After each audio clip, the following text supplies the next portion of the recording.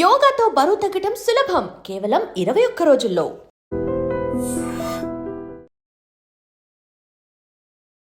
గణేష్ నిమజ్జనానికి సంబంధించిన శోభాయాత్రకు అన్ని ఏర్పాట్లు ఒకవైపు జరుగుతుంటే శోభాయాత్ర ఎట్లుంటుంది అండ్ ఖైరతాబాద్ వినాయకుడు ఎట్లా కదులుతాడు అంటే సెప్టెంబర్ 6వ తేదీ ఏ రోజు శనివారం రోజు ఖైరతాబాద్ వినాయకుడు ఎట్లా శోభాయాత్రగా బయలుదేరి నిమజ్జనం కాబోతున్నాడు. ఇట్లాంటివన్నీ ఒకవైపు అయితే ఇంకోవైపేమో మనకు తెలుసు బాలాపూర్ లడ్డు వేలం గురించి కూడా చాలా మంది వెయిట్ చేస్తూ ఉంటారు. ఇవి రెండే అతిపెద్ద ఇన్సిడెంట్స్ ఎక్కడైనా సరే. అంటే మన హైదరాబాద్కి సంబంధించి మాట్లాడితే గనక ఖచ్చితంగా బాలాపూర్ గణేష్కి సంబంధించి లడ్డు వేలం పాట ఎవరు దక్కించుకుంటారు ఏంది అనేది ఒక వార్త అయితే, ఇంకోవైపేమో ఖైరతాబాద్ వినాయకుడు శోభాయాత్ర ఇంకోటి.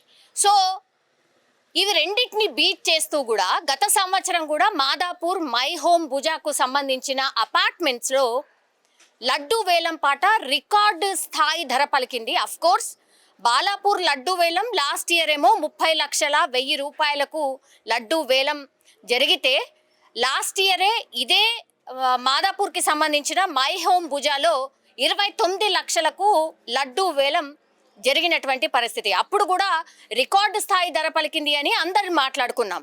ఈసారి కూడా 11 రోజుల పాటు అంటే గణేష్ని కూర్చోబెట్టలేదు, కానీ ఈరోజే లడ్డు వేలం పాట అయిపోయింది.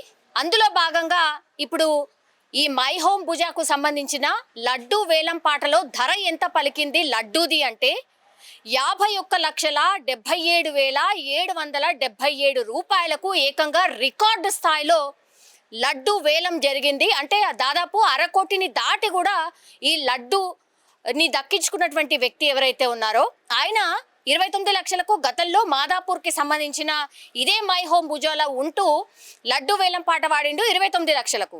ఇప్పుడు ఏకంగా 51,77,777. సో ఇట్లా మనకు తెలుసు కొంతమందికి చాలా మందికి సెంటిమెంట్గా కొన్ని నంబర్స్ ఉంటాయి. అందులో భాగంగానే ఇప్పుడు లాస్ట్లో మీరు చూడండి 5 డిజిట్స్ కూడా 77,777 రూపాయలు. సో ఇది నాకు గతంలో ఈ లడ్డు వేలంలో పాల్గొని ఆ లడ్డుని దక్కించుకున్న తర్వాత నాకు చాలా బాగా జరిగింది, నా బిజినెస్లో గ్రోత్ జరిగింది అనేటువంటిది చెప్తున్నారు. ఈయన ఖమ్మం జిల్లాకు సంబంధించిన వ్యక్తి. ఆయన పేరు వచ్చేసి గణేష్ రియల్ ఎస్టేట్ సంస్థకు సంబంధించిన అధినేత. అండ్ ఈయన ఖమ్మం జిల్లా ఇల్లందు గ్రామవాసి యాక్చువల్లీ.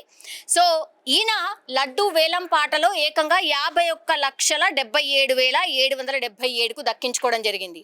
లాస్ట్ టైం ఈయన లడ్డు వేలం పాట పాడిన తర్వాత ఏపీలో లిక్కర్కి సంబంధించిన టెండర్స్ ఏవైతే ఉంటాయో వాటిని దక్కించుకున్నాను.